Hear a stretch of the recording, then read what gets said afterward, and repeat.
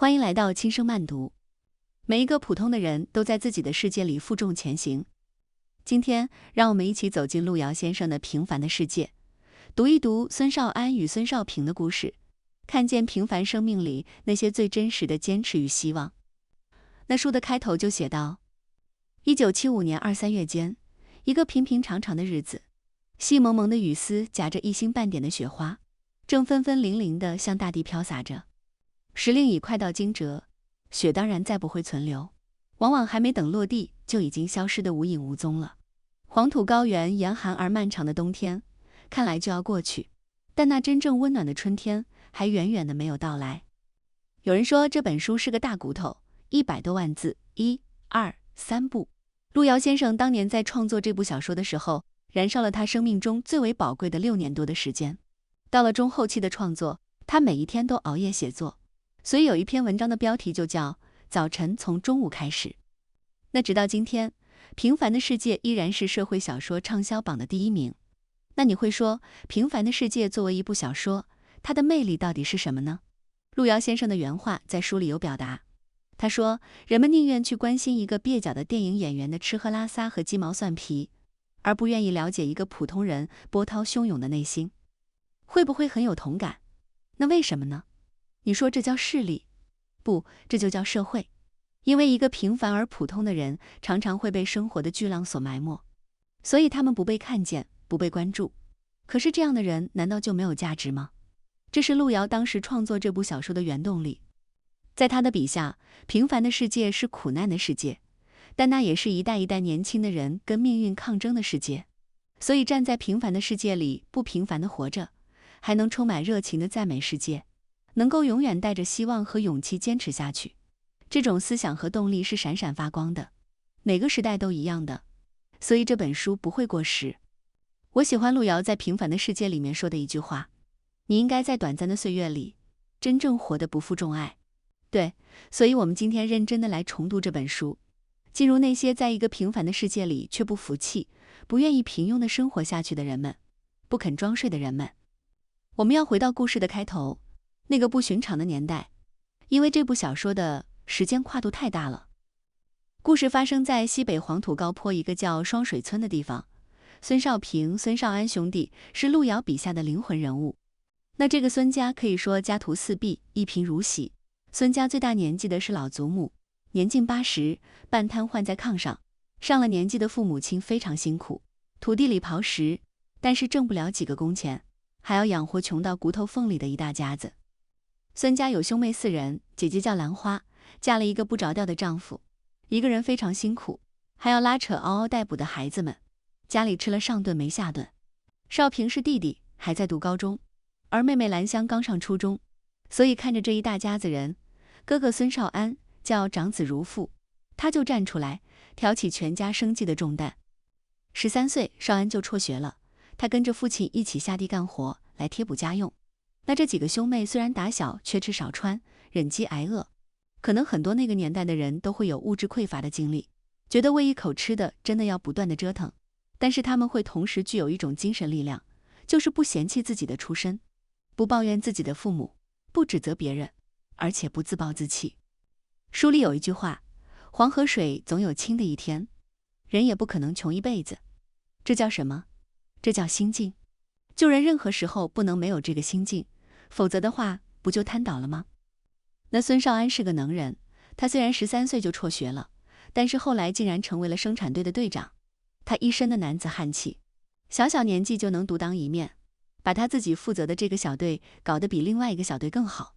那有一天，少安就去给牛治病回来，碰上了一桩大事，说他的姐夫，就是那个姐姐兰花嫁的不务正业的姐夫，去贩卖老鼠药。在当年这叫政治问题，因为你怎么可以私自去买卖呢？给拉去劳教了。那孙少安的内心中就充满了焦躁和不安。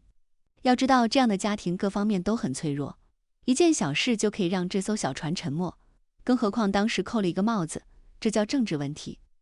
孙少安知道家里出了这么大的一件事，他往哪躲呢？一家人都指望你来解决，所以少安不仅要解决这件事，还要安稳一家人的情绪。他就一路往家里走，脑子开始飞快地判断各种情况，然后开始想，我有什么样的人际关系，我能找到什么样的出路来解决眼下的难题？你看，这就是一个遇到事情敢于站起来扛的人。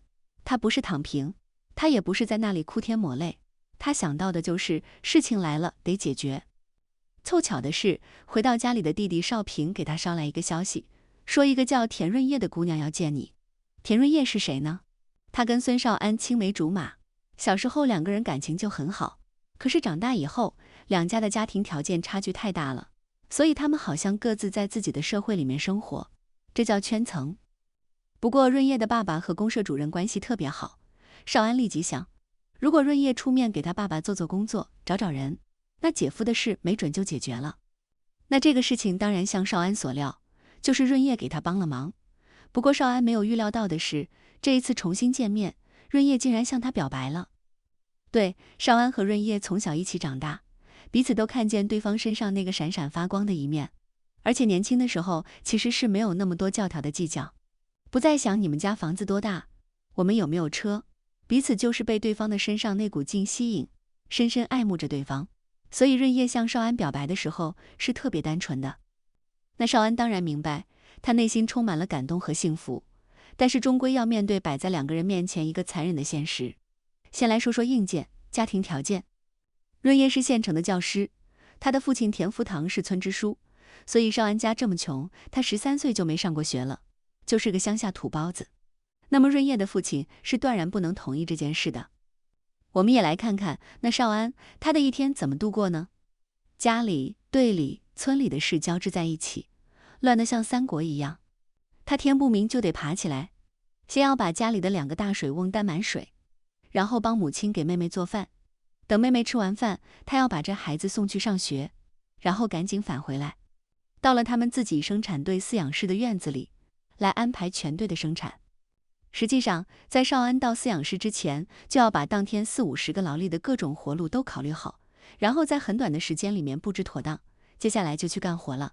如果中午不在山里吃饭，他就回家吃完饭，碗一撂，到自留地里去了。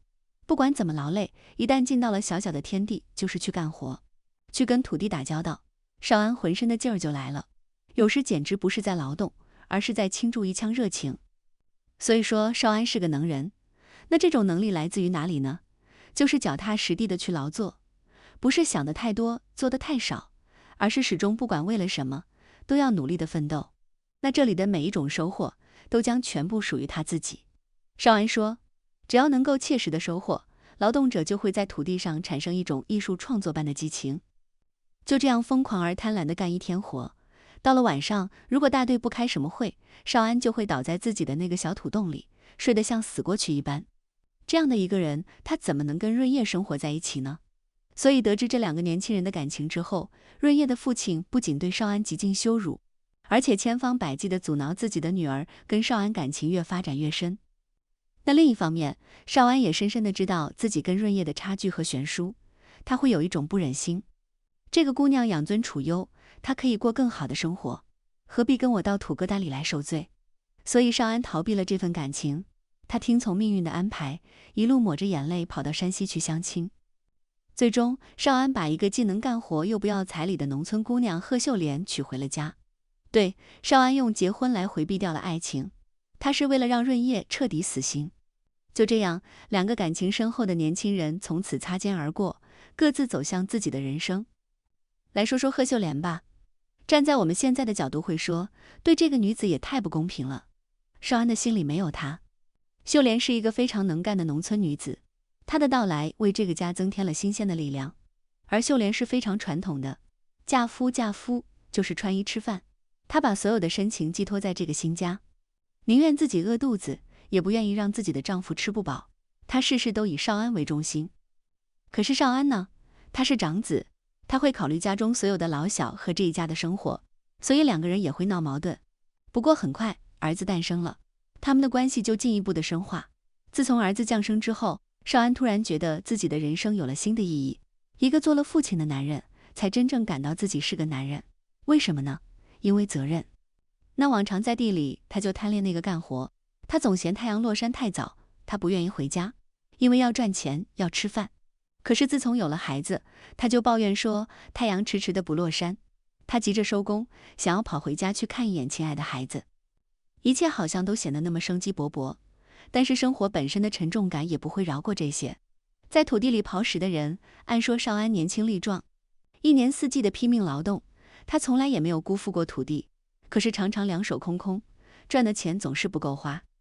当然，整个村里的人也都不比他们光景强多少，大家都一样的穷，一样的苦苦挣扎。少安会想，农民的日子难道要永远这样穷下去吗？我们现在流行一句话，贫穷限制了我的想象力。的确是这样，就是贫穷的出生会给人带来很多的限制，但它也有一样好，就是能够磨练人的品性和意志。那孙少安就是一个敢想敢干的人，他不放过任何一次改变命运的机会，因为他太想改变命运了。有一次，少安出门去赶集，竟然得到了一个包工拉砖的机会。少安觉得这事儿特别好，他胆子很大，他有想象力，一咬牙就在公社的信用社贷款了700块钱，这在当年可是非常了不起的惊人之举。然后又向自己的岳父借钱，终于有了一辆自己的出力车。然后他来到了元溪县城，就离开了他自己那个村庄，要干什么呢？在县城大动干戈，进行一场命运之战。这是孙少安在县城的历险记。那既然改变了生活环境，首先要找个住处。那孙少安住在什么地方呢？我们现在来看，会觉得好难想象。那是一个没人住的窑洞，是一口烂窑，没有门，没有窗户，就像一个自然风景区的山水溶洞一样。窑门口的草长了1人多高。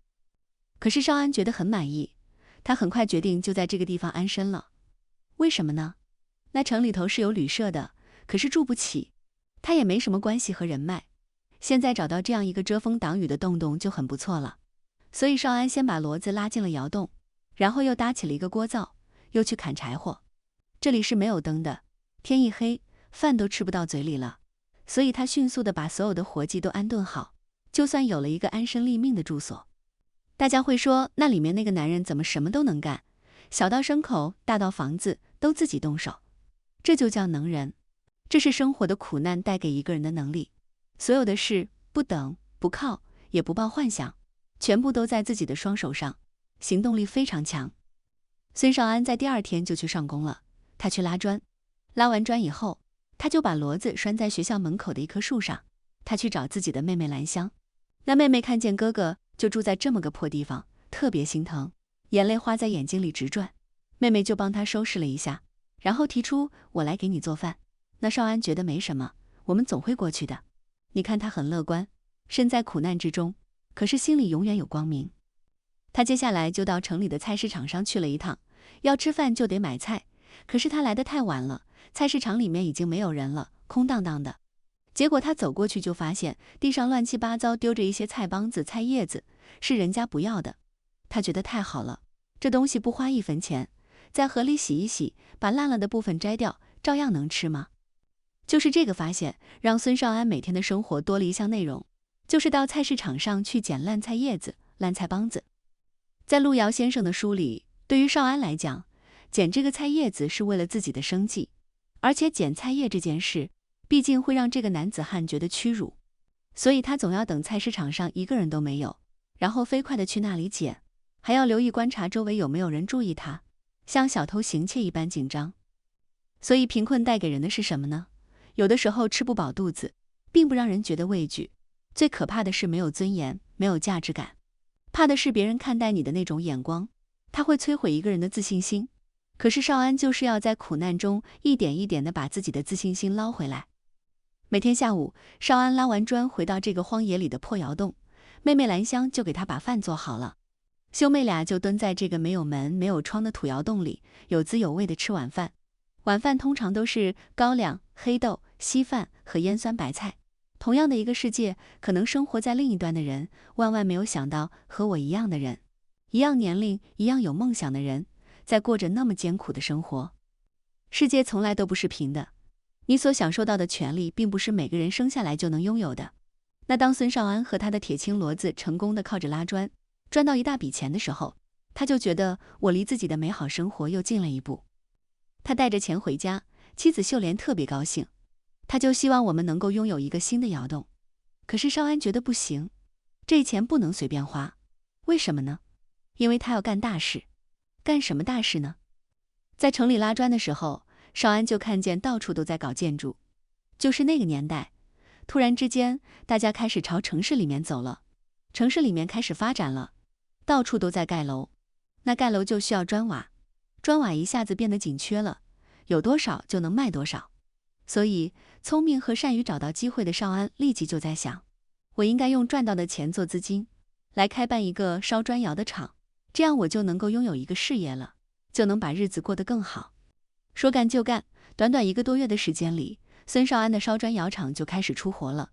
第一次烧出了4窑砖，除过运费、煤费、人工还有税费等等这些过后，那每一块砖他能赚到2分5厘。算一算，4窑砖，一家伙就赚下来700来块钱。不要小看700多块，在当年，尤其对于从土地里刨食的人来说，这可是一笔大钱。更重要的是，它是活钱，也就意味着你每一天只要这么做事情，就会源源不断的有收入。所以少安慢慢的上升为双水村第1号瞩目人物。就在这个时候，妻子贺秀莲提出一个要求，她要分家。为什么呢？小两口单门独户的过日子是贺秀莲这几年来一直梦想的，她就觉得太累了。我们现在终于有了钱，家里的日子也好过了，我们离开他，家里这生计也没有问题，那我们能不能过一个2人世界，能够按我们的想法来生活？但是少安不接受，不管从理智上还是从感情上讲，他都不愿意分家。为什么呢？就是像现在很多小夫妻结了婚，那怎么能跟父母住在一起呢？但是在当年的西北农村，这是典型的西北男人的想法，叫责任。这一大家子人，我应该扛在自己的肩头，让我放弃这种责任是不可能的，而且骨肉感情也没有办法割舍。我们是真正的风雨同舟，从最困苦的岁月里一起熬过来的，所以我们不能散。那秀莲没办法说服少安，只能暂时先不提分家的事了。他就说，那我们先盖一院新房子。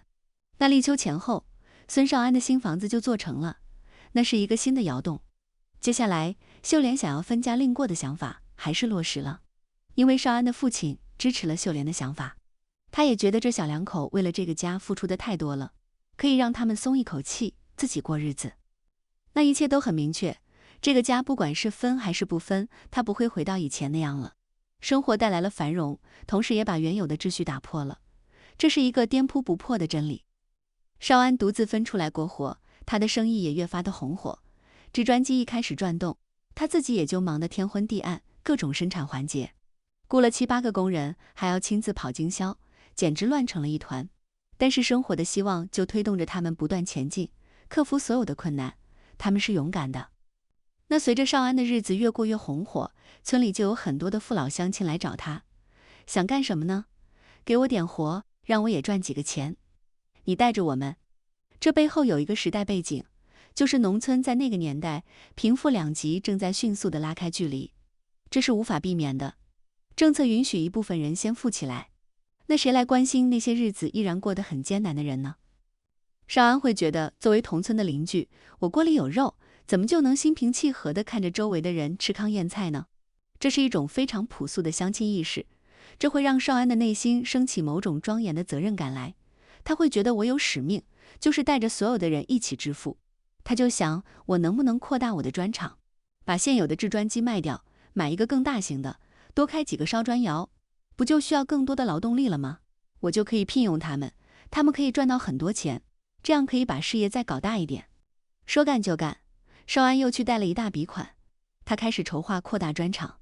然而万万没有料到，砖厂扩大了，千辛万苦烧制出来一大批砖，但是因为质量问题，这些砖裂纹了，成了一堆废物。少安一夜之间落魄不堪，他背上了巨额的债务，然后村民们根本不理解他，就是求着他，说着好话，要少安带着自己致富的那些人又3番4次的闹到他的家里，骂他，诅咒他，要工资。孙少安破产了，整整过了1年的光景，他都没有从窘境中走出来，他好像又成为了双水村一个普通的农民，而且要承受着巨大的压力。怎么办呢？少安是在妻子的怀抱中疗伤的。这个时候，贺秀莲给了他很大的柔情的抚慰，他心疼自己的男人，也心疼他们这个家。时间和亲情一点一点地治愈着少安，他又迎来了自己新的孩子。就在一个秋天的下午，双水村的南头又响起了制砖机轰隆隆的吼叫声。要知道，这个声音已经沉寂了整整1年。是的，孙少安又站起来了。尽管他已经碰得头破血流，但是他依然要跟命运抗争。他重新踏上了创业的征程。一个人可以被毁灭，但不可以被打败。就是这种不言败的信心，支撑着一个人往前走。所以我们可以看到，人是非常脆弱的，但人又非常顽强。接受了失败的教训，少安的第2次创业是以惊人的速度发展起来的。那个他垮了的砖厂迅速地开始盈利。到了1983年的年底，孙少安就还完了银行的2次大笔贷款，然后砖厂的生产逐渐进入了满负荷的运行。到了1984年，盈利就滚滚地进入了孙少安的腰包，他们的日子开始好过了。孙少安又成了一个很风光的能人。那同样的，周围的人们口袋也一天一天地长了起来。这个时候令人难以置信的是，随着改革开放，黄土高原上很多有了一点钱的群众开始自发地修建庙宇了。为什么呢？人一旦解决了吃饭穿衣的问题，就有了精神需求。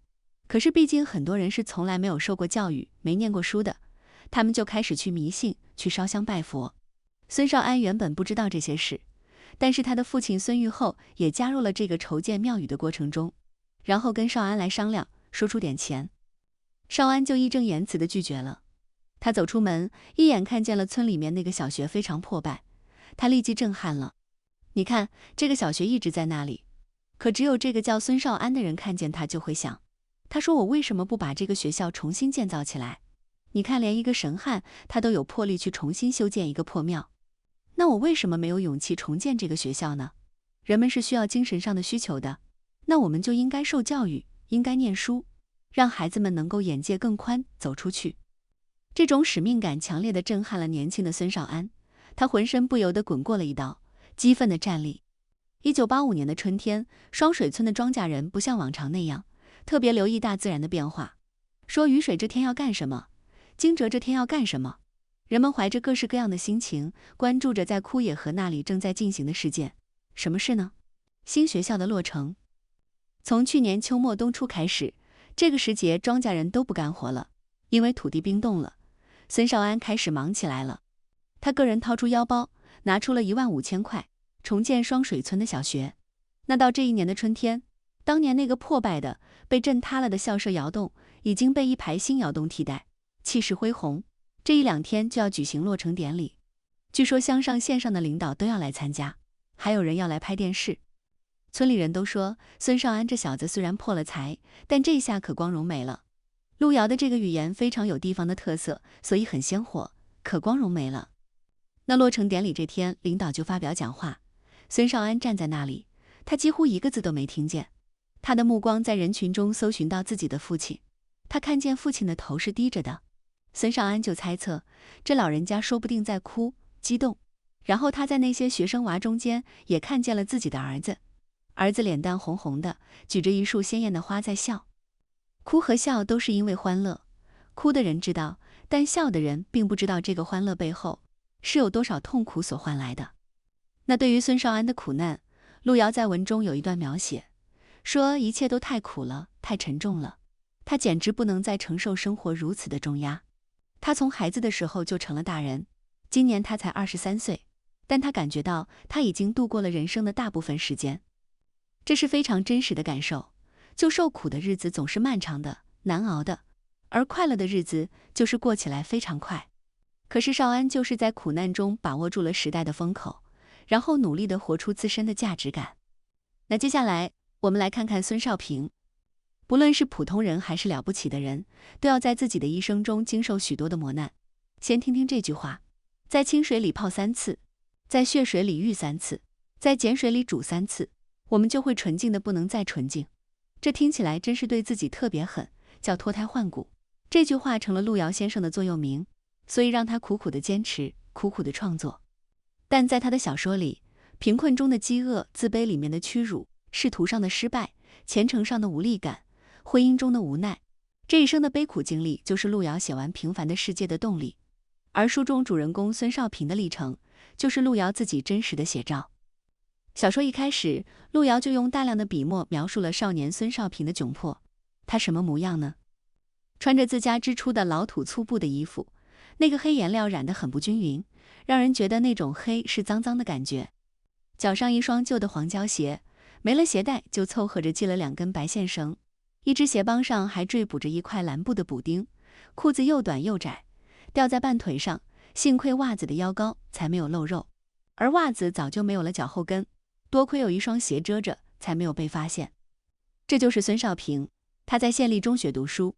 那县立中学每一天中午开饭的时候就抬出菜来，学生们可以自己选，分为甲乙丙3等。甲等菜土豆、白菜、粉条，里面有大肉片，每份3毛钱。乙等菜呢没有肉，每份1毛5。那丙等菜就差远了，清水煮白萝卜，象征性的飘几个辣子油花。不过菜价很合理，每份5分钱。那孙少平呢，他连5分钱的丙等菜也买不起，他只能吃最差的主食。所以孙少平在学校里是最后吃饭的那个人，他要等所有的人群都散了才到饭场，拿自己的2个黑面馍馍，看看四下没人，用勺子把盆底的剩汤剩菜刮一刮，舀到自己的碗里，慌得如同偷窃一般，然后端着半碗剩菜汤到开水房里掺一些开水，把黑面馍馍掰碎泡进去，蹲在屋檐下吃起来。这个情景让我们发现少平、少安兄弟有非常相似的地方，那就是他们能吃苦，可是他们自尊心很强。还记得少安到菜场去捡烂菜叶子的过程吗？因为贫穷，少平的自尊心受到了极大的伤害，他会觉得自己低人一头，还特别的敏感。在这个学校里面，他总觉得别人在嘲笑他的寒酸，所以起初少平对于家境好的同学会莫名其妙地产生一种敌意，他疏远自己的同学，那是因为他特别渴望能够活得有尊严，但是没有能力改变自己贫穷的现状。那怎么办呢？你说这样的人会不会变态呢？改变不了现实，少平的做法是改变自己。有一次学校里面有一个活动，说地区要搞一个全区革命故事调讲，那县上就决定让孙少平和另外一位名叫田晓霞的女同学到黄原县去参加这个故事演讲。这个消息对孙少平来说就像一颗炸弹在面前爆炸了。为什么呢？如果你出生在县城，你出生在大城市，你不会理解。就所有的资讯，所有的社会，这个世界上最新鲜的那个部分，你随手可得。可是对于当年的孙少平来说，这是他有生以来第一次远行，第一次去逛大地方，那个地方叫县城。而和他同去的田晓霞是一个与众不同的女孩。小霞出身好，家里面的条件好，小霞是一个非常有信心的人。她就告诉少平，一个中学生要开始养成每天看报的习惯，这样才能开阔眼界。而一个有文化的人，如果不知道国家和世界目前发生了什么事，那就很可悲。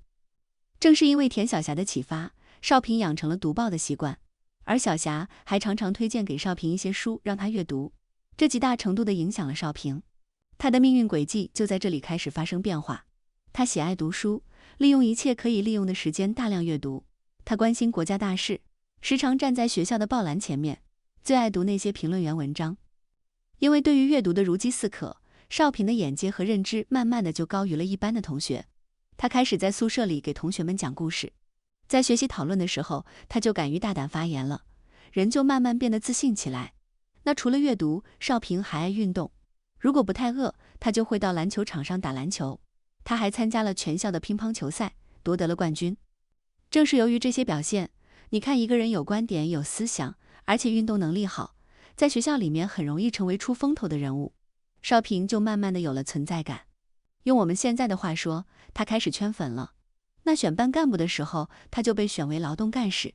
你看，贫穷的状态很难改变。但是由于自身变得越来越好，孙少平已经不再像刚入学的时候，老是等着别人打完饭才去取自己的2个黑馒头。他慢慢的敢于站在人群中间了，他抛弃了自卑，或者说那种奇怪的虚荣，他大大方方的站在队列中来取自己的饭，他敢于面对同学们的眼光。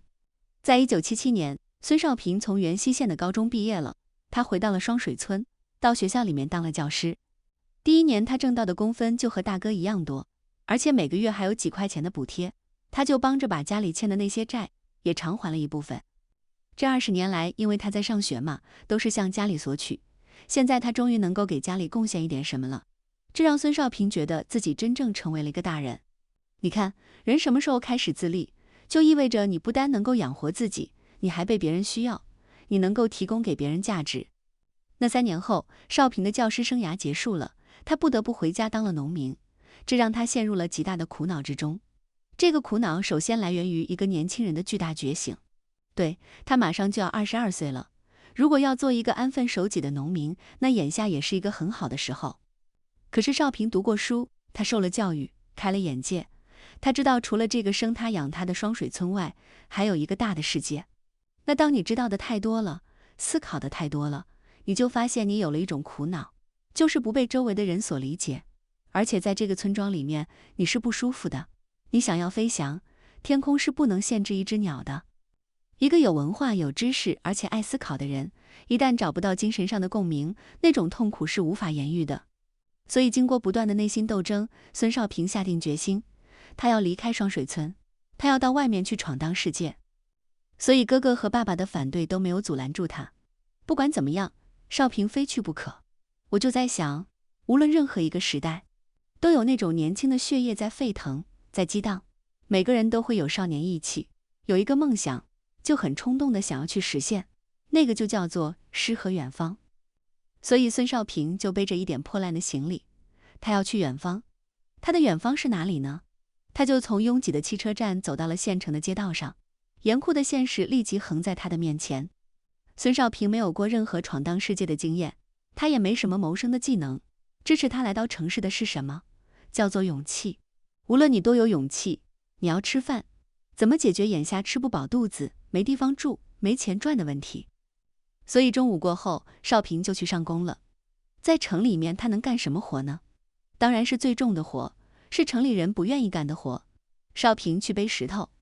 一个受过教育的人，一个当过乡村教师的人，到了城市里去背石头，你们会怎么选？一天1块5毛钱。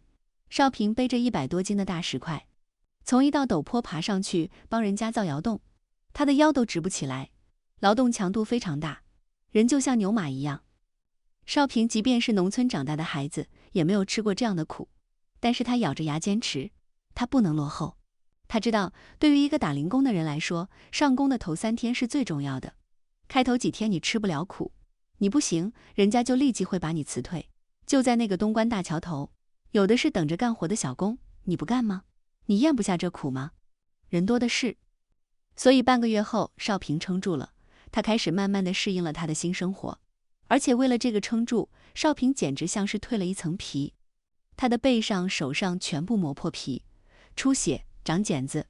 这个身体好像已经为了适应这种重体力劳动换了一个人。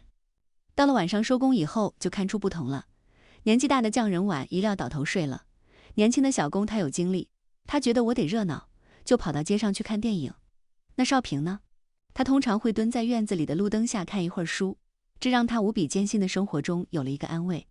所以我们为什么要读书？书把孙少平从沉重的生活中拉了出来，让他的精神不至于被那种苦难的劳动压得麻木不仁。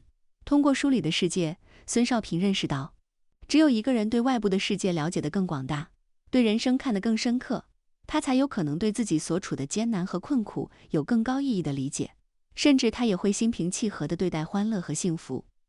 应该说，在苦难的日子里，书里的世界是照进孙少平黑暗生活中的一道光。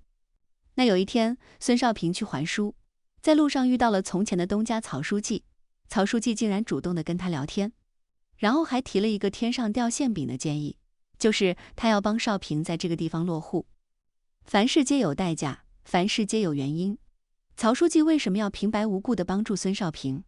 他当然有私心。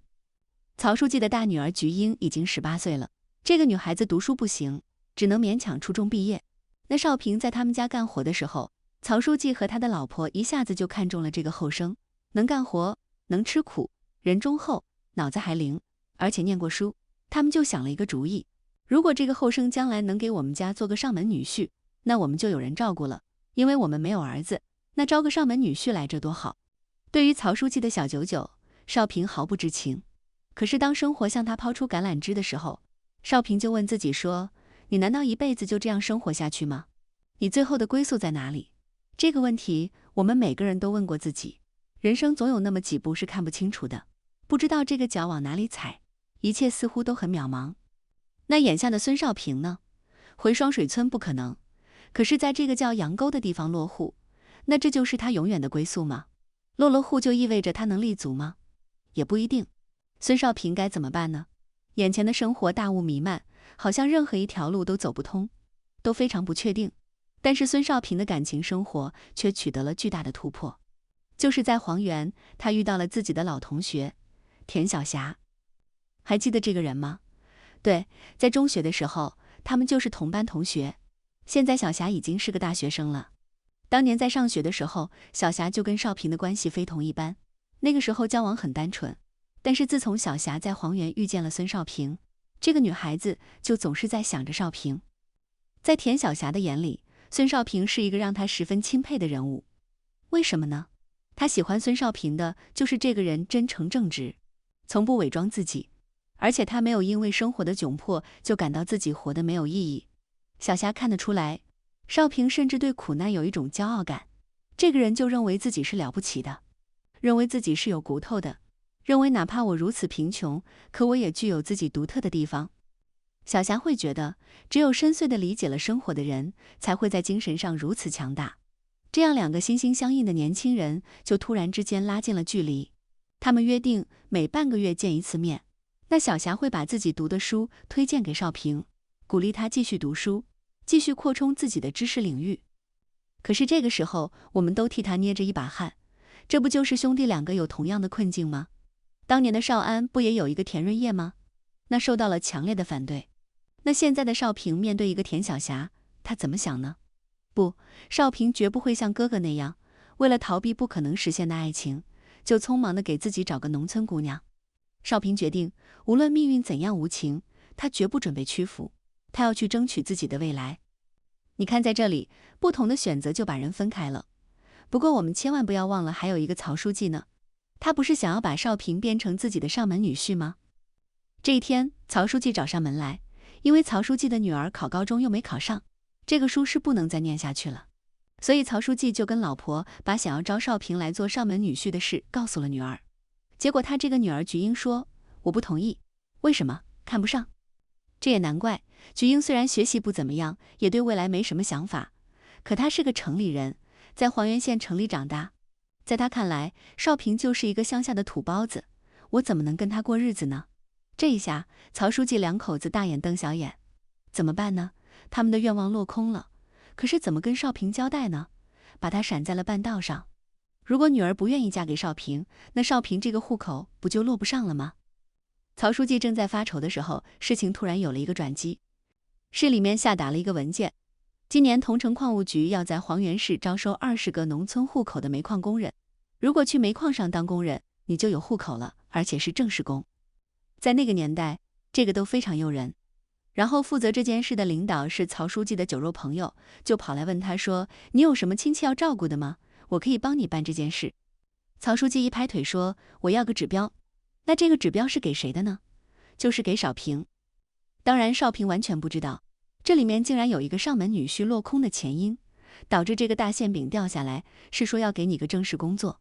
当少平在地委大门口听曹书记说了这件事，他高兴得几乎要跳起来了。只要有个正式工作，哪怕让我下地狱，我都去。就这样，孙少平当工人了。很多不了解那个年代的人会觉得，这有什么好值得这么欣喜若狂？太夸张了，不就是一份工作吗？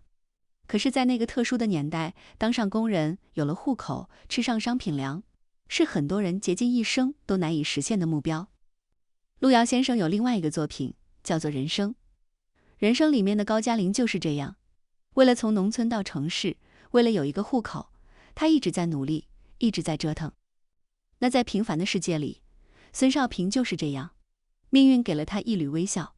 从黄原出发的时候，他就知道，他和身边这些新的工友一样，都是属于桐城矿务局大牙湾煤矿的工人了，这让他非常的振奋。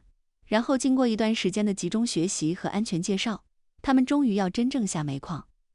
在此之前，没有人知道煤矿究竟意味着什么，矿工究竟要怎么工作。少平是第3罐下井的，走到那个井下，黑色的钢铁管，一切都是那么新鲜。他要经历一个全新的世界，这对他来讲是个历史性的时刻。现在他们终于到了这个井下，刚放完头茶炮，硝烟还没有散尽，煤溜子隆隆地转动着，斧子工正在挂梁。很多人紧张地抱着那个100多斤的钢梁铁柱，然后抱着京巴，抱着彩棍，拼命地劳作，像挣命一样。然后顶头上那个破碎的干石哗啦地往下掉，钢铁的大柱就在大地下面被压得吱吱嘎嘎地响。天哪，到处都是不透气的，到处都是危险的，到处都是肮脏的。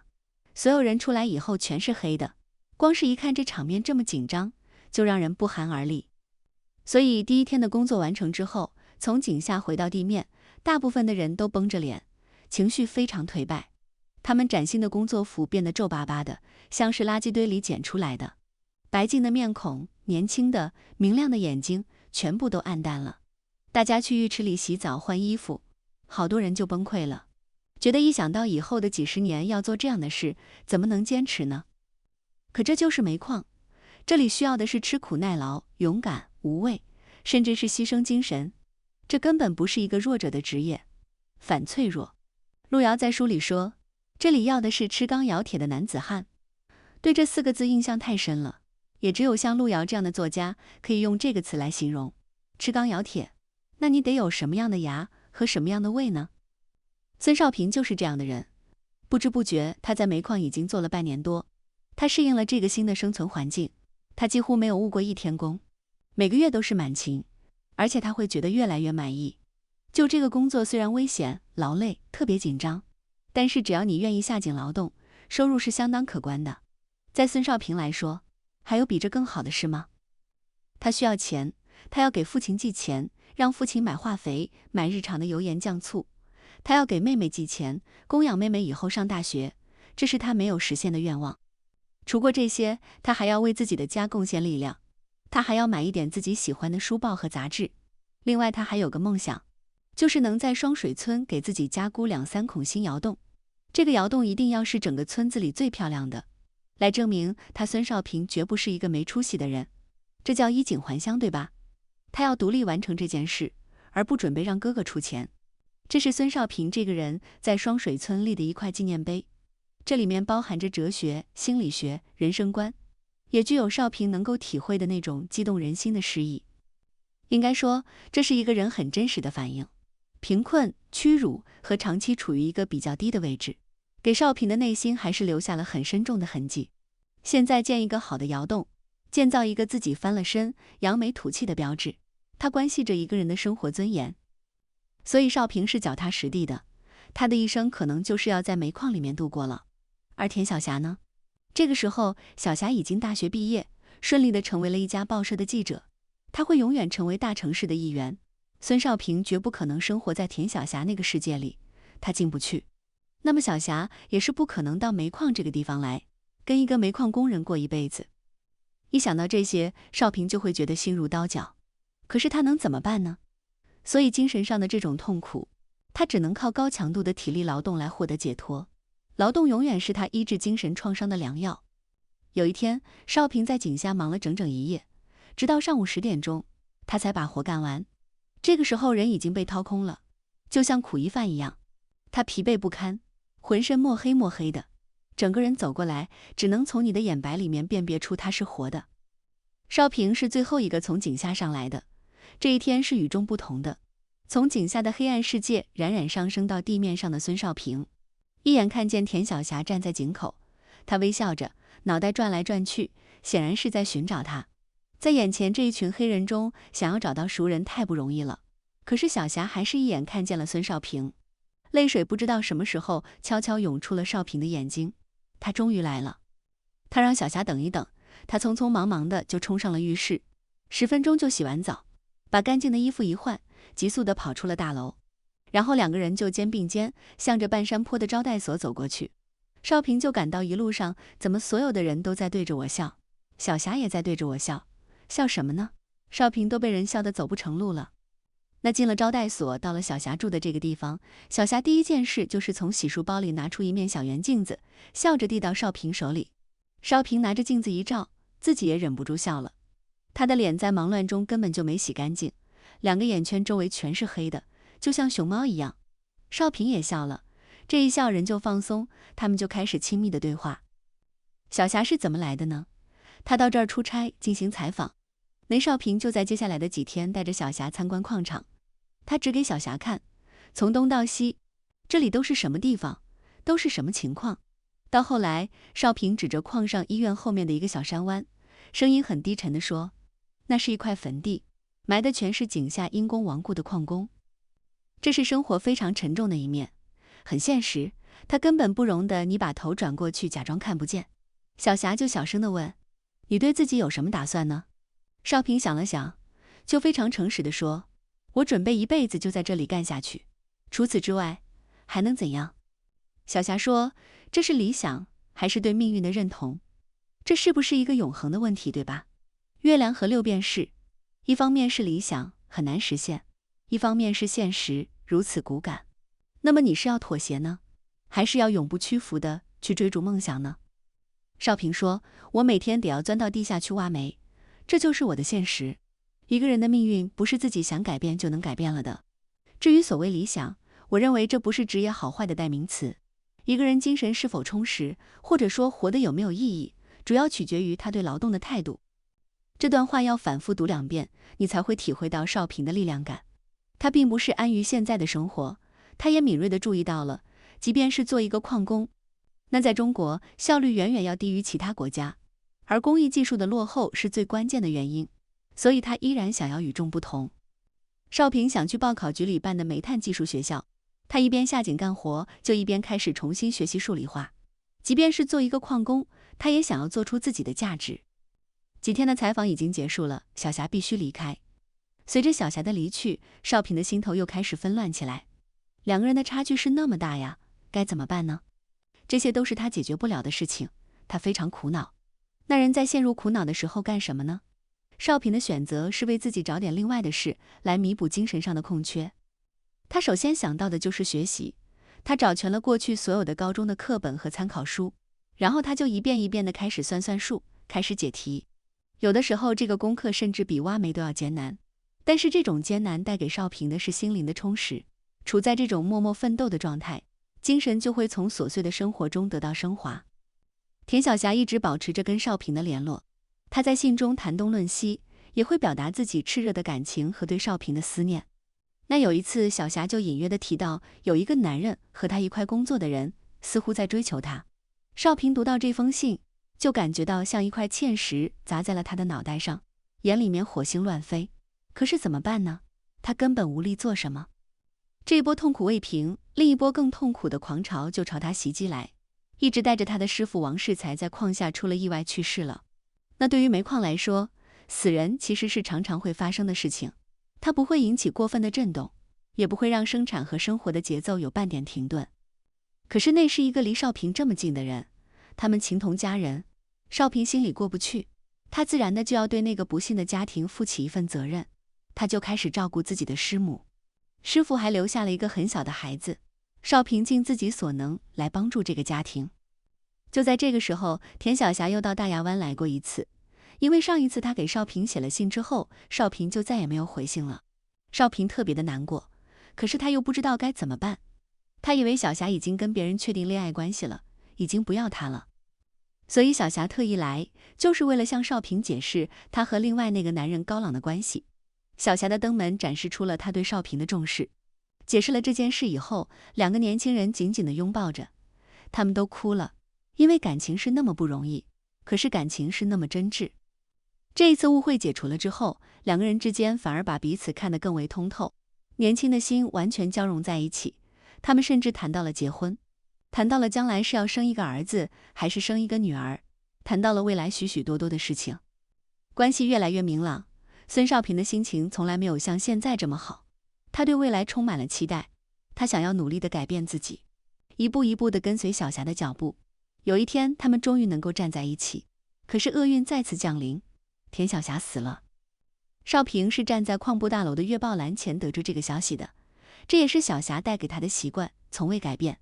他热爱读报纸，他在报上看到南部那座著名的城市被洪水淹没了。但是对孙少平来说，真正爆炸性的新闻是紧接着这条消息的另外几行。本报记者田小霞发出这条消息后，在抗洪第一线为抢救群众的生命英勇牺牲。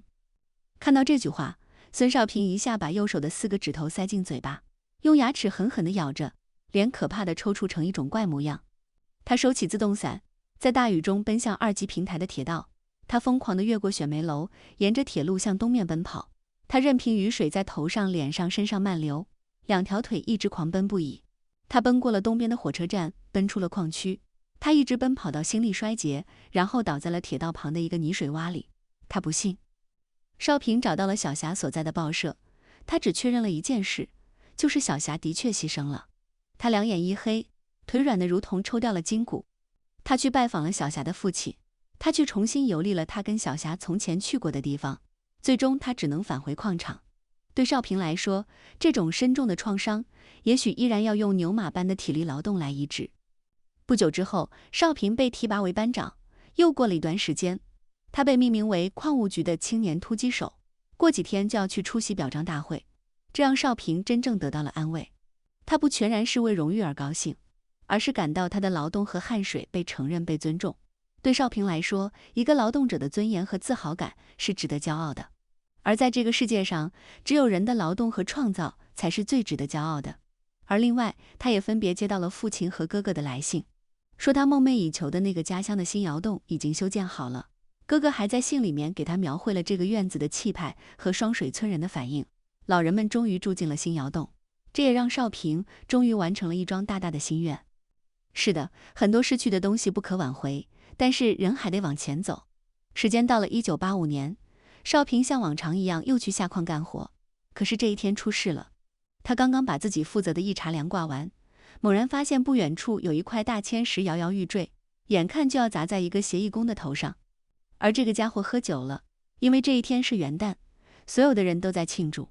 本来喝醉了的人是不能够下井干活的，可是少平有点不忍心，不想在这一天带来很多跟气氛违和的这种严厉的警告，所以就容忍了这件事。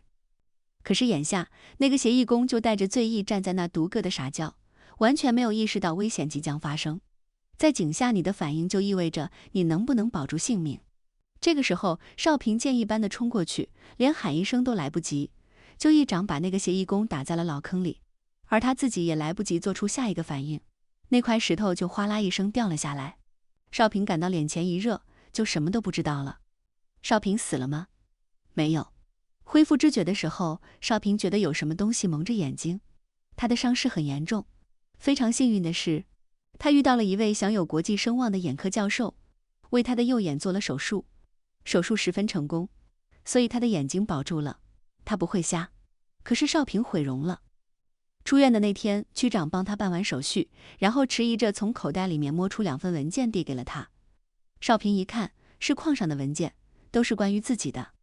一份是通报表彰，说孙少平舍己救人，表彰献身精神；另一份是批评孙少平，你作为班长，元旦那天让喝醉酒的工人下井，违反规章制度，给他记大过一次。你看生活就是这样，有的时候悲喜交加，福祸相依。孙少平的心情很沉重，他倒不是特别看重这2份让他哭不得笑不得的文件，而是伤感地想到，这就是自己负重前行的生存处境。他总是被夹在一个左右为难的境地里面，人往前走是那么难，最难的是什么呢？是怎么面对自己。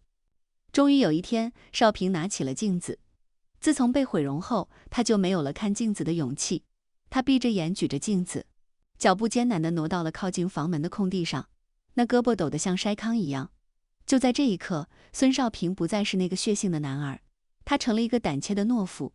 他就在心里问自己，说你呀，你为什么不敢正视自己的不幸呢？你不用看见他，难道他就不存在吗？你连看见他的勇气都鼓不起来，你又怎么样能够带着他回到人们中间去生活呢？这就是路遥的语言，像子弹一样的语言，疼痛滚烫，命中率极高。在小说里，孙少平睁开了眼睛，他看见一道可怕的伤疤从额头的发愣起斜劈过右眼角，一直拉过颧骨，直至脸颊，就像一个调皮的孩子在公厕的墙上写了一句骂人的话以后，画上一道长长的惊叹号。这个比喻非常粗鲁和直接。少平猛地把那面镜子摔在水泥地板上，一声爆响，镜子的碎片四处飞溅。接着，他一下子伏在床铺上，埋住脸痛哭起来。男儿有泪不轻弹。接下来，孙少平没有抱怨，没有颓废，他也没有条件这样，他只是选择告别伤感，告别那些过往。他必须重新投入生活，投入那个热火朝天的劳动中。小说在少平的故事结尾写道，有时候孙少平一旦进入了慧英嫂的院落，不知为什么就会情不自禁对生活产生另一种感受。慧英嫂是谁呢？就是他的那个师母，其实还很年轻，还拉扯着一个小孩子，少平一直在照顾他们。小说接着写，总之青春的激情和罗曼蒂克的东西会减掉许多。他感到作为一个煤矿工人，未来的家庭也许正该是这个样子，一切都安安稳稳，周而复始。这段话含蓄地预示了孙少平未来的生活命运。所以孙少平始终没有离开煤矿。他的妹妹兰香来劝说他，他没有走。还有一个叫金秀的大学生，非常的优秀，他也喜欢孙少平，他追求孙少平，可是孙少平还是没有走。他对煤矿有责任感，他对煤矿上的人也有责任感。就在这，孙少平又回到自己既定的那个位置上，他对生活理想的追求到此迷失了。也许一切都太过于苦难，平凡的人最终要过平凡的生活。路遥笔下的人物都有这样相似的命运，他们奋斗，最后又回到了起点。在历史的大潮流面前，我们也会理解，有的时候人好像非常无力，个人是极其脆弱和渺小的。那生存的真相是什么呢？就是像孙少平和孙少安这样，不断的奔跑，让自己适应时代的变化。平凡的世界一共有3部，100多万字，前前后后写了差不多100多个人物，这些人的命运错综复杂，和小说和时代交织在一起，它就展现了那个黄土高坡上面的千姿百态。如果我们要把每个人都讲一遍，那可能3天也说不完。但是这本书非常打动人的，永不落幕的，是那种光明和乐观的信仰。路遥是这样相信的，勤劳、勇敢和善良的人们，最终会丰衣足食，出人头地。他也把这样的相信写在了这部小说里，这当然是非常真诚的，而且它是热血的，会打动了特别多的人。这个小说里面写到了几个重要的女人们，有人说10年一遇田润叶，100年一遇贺秀莲，1000年一遇田晓霞。我们就来说说这几个人。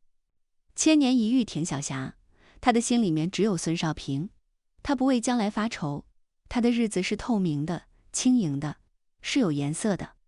她在一篇日记里面写，酷暑已至，常去旁边的冶金学院游泳，晒得快成了黑炭头，时时想念我那涛叹的男人，这想念像甘甜的美酒一样，令人沉醉。爱情对我虽说初见端倪，但已经使我一洗尘泥，飘飘欲仙了。我放纵我的天性，相信爱情能给予人创造的力量。我为我那涛叹丈夫感到骄傲。是的，真正的爱情不应该是利己的，而应该是利他的，是心甘情愿的与爱人一起奋斗，并不断的自我更新的过程，是融合在一起，完全融合在一起的共同斗争。你有没有决心为他而付出自己最大的牺牲？这是衡量是不是真正爱情的标准，否则就是被自己的感情所欺骗。这个日记是在小霞牺牲之后才被少平看到的，小霞带给了少平无穷的精神力量，但是最后路遥的安排是他被洪水无情地掠去了生命。再来说第2个人，就是那个100年一遇贺秀莲，她是孙少安的妻子。起初2个人并不是有了什么感情，而是因为现实。我没有彩礼钱，你不要彩礼，那我们都愿意为日子而努力，就结婚吧。秀莲跟着少安几经辗转，总算熬到家里的日子好过了，可是她却患肺癌不治身亡了。而且她最惦记的就是自己的丈夫能不能把自己照顾好，自己的孩子能不能被好好的照顾。她是没有我的。还记得田润叶吗？那个10年一遇的田润叶，因为孙少安的不配得到的感受，自卑，他就斩断了情丝，娶了别人。那润叶呢？少安成家后，他像游魂一样，最终就成了前辈们政治联姻的牺牲品。他就答应了一个叫李向前的人的求婚。这就是家里面人说，这个人不错，你就嫁给他吧，而且能够带来利益。那结婚以后，他始终对李向前没有感觉，2个人就处于分居状态。可是向前对润叶很痴情，对润叶的家人更是百般呵护。然而天有不测风云，向前因为感情失意，然后就醉驾，酿成了车祸，不幸就被截断了双腿。得知这个噩耗以后，润叶就懊悔不已，他瞬间觉得要弥补，然后对向前打开了自己的心房，也真正体验到了为人之妻的幸福。所以润叶是在遭遇到了人生的低谷之后，走出了执念，在一个春天顺利地跟向前生下了一个孩子，那向前也就开了一个修鞋店，找到了事业新的方向。有没有注意到，这3个女性在路遥的笔下都是那么善良，那么善于付出，那么沉默。她们始终没有想过我要成为什么样的人，她们也没有完全遵照自己的心愿去度过一生。在男人们的成长中，哪怕是平凡的世界，依然值得用尽全力。可是在女人们的经历中呢，好像只有那个男人值得她用尽全力。这个恰恰是我不太能够认同的一部分。所以在阅读这部小说的时候，我作为一个女性，不太容易有代入感，我没有找到自己的位置。但这依然是一部好的小说。那我认同的是什么呢？就是平凡的世界并不伟大，但它很珍贵。也许有人说，我们现在在看，它有什么价值呢？你看，那个女性们都会觉得，我们现在的生活不是这样了，我们的那个价值和观念也不是这样了，所以平凡的世界过时了，并不会。这部书里面有它有瑕疵的那一面，有缺陷的那一面，但是这部小说所赞美的那种奋斗、坚韧、勇气，到任何时代都不过时。生活虽然不尽如人意，但它仍然值得我们去努力，尤其是在我们现在这样一个什么都快、什么都来不及、什么都特别容易的时代，那种坦诚、那种坚持和专注，显得特别的纯粹。在小说里，路遥有一段话：当温暖的季风吹过田野的荒芜，这黄土高原上的天空终于迎来了乌云退尽之时，太阳的光芒洒落在庸常的日子里，每个平凡人都在鸡零狗碎中找到闪闪发光的快乐。在1988年的4月，路遥用尽全力在平凡的世界的第3部最后一页画上一个句号，写下全书完3个字，然后他站起来，推开窗户，把手里的笔用力从窗户扔了出去。天气还是有点寒冷的，他热泪盈眶。那个时候的路遥已经身患重病，写作极大地消耗了他的身体。那4年后，他就因为积劳成疾，英年早逝，他才43岁。路遥先生说，多少美好的东西消失和毁灭了，世界还像什么事也没有发生。是的，生活在继续着，可是生活中的每一个人却在不断地失去自己最珍贵的东西。生活永远是美好的，人的痛苦却时时在发生。这段话我每一次读到都要沉默一下，想好久。所以到人世间去看一看，没有任何人活的是容易的。那么普通人的人生意义在哪里呢？路遥在《平凡的世界》里说，我们承认伟人在历史进程中的贡献，可人类生活的大厦从本质上来说，是由无数普通人的血汗乃至生命建造的。真正万古长青的是普通人的无名纪念碑，生生不息的人类生活自身。好多人在讲《平凡的世界》的时候，就会把这段话拿出来用。可是在这部小说中，我最认同的一句话拿出来跟大家分享，也作为此次讲述的结尾，那就是每个人的生活同样也是一个世界，即使最平凡的人，也得要为他那个世界的存在而战斗。从这个意义上说，在这些平凡的世界里，也没有一天是平静的。就到这里。如果你喜欢这样的分享，请点赞订阅，这将对我有很大的帮助。那我们下次再见。